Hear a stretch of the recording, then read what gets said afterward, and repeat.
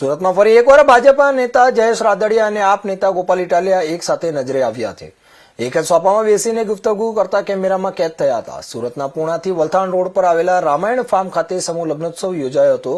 Vidya Vikas education and charitable trust દ્વારા 141 દીકરીઓના સર્વજ્ઞાતિ સાઈ સમૂહ લગ્નનો ઉત્સવ યોજાયો હતો, જેમાં મુખ્ય અતિથિ તરીકે ભાજપના નેતા જયેશ રાદડિયા, આપ નેતા ગોપાલ ઇટાલિયા, ગઢપુર ધામના એસપી સ્વામી સહિતના મહાનુભાવો હાજર રહ્યા હતા.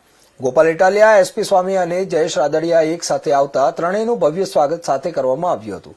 સ્ટેજ પર વચ્ચે એસપી સ્વામી અને એક તરફ જયેશ રાદડિયા તો બીજી તરફ ગોપાલ ઇટાલિયાની ખુરશી મૂકવામાં આવેલી હતી.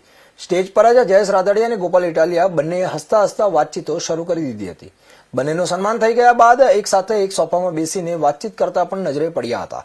થોડા દિવસ પહેલા જ પણ જયેશ રાદડિયા અને ગોપાલ ઇટાલિયા બંને એકબીજાને ભેટીને વાતચીત કરતા નજરે પડ્યા હતા અને ત્યારે ફરી એકવાર આ બંને સાથે જોવા મળતા રાજકારણમાં ચર્ચાનો વિષય બન્યા છે.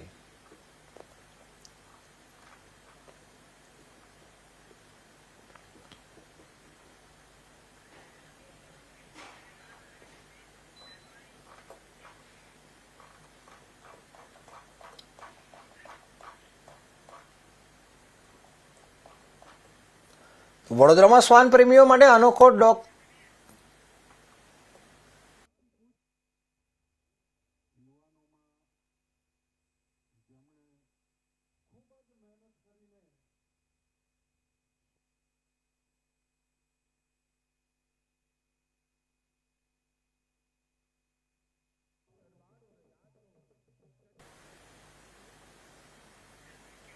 સુરત અને તાપી જિલ્લાના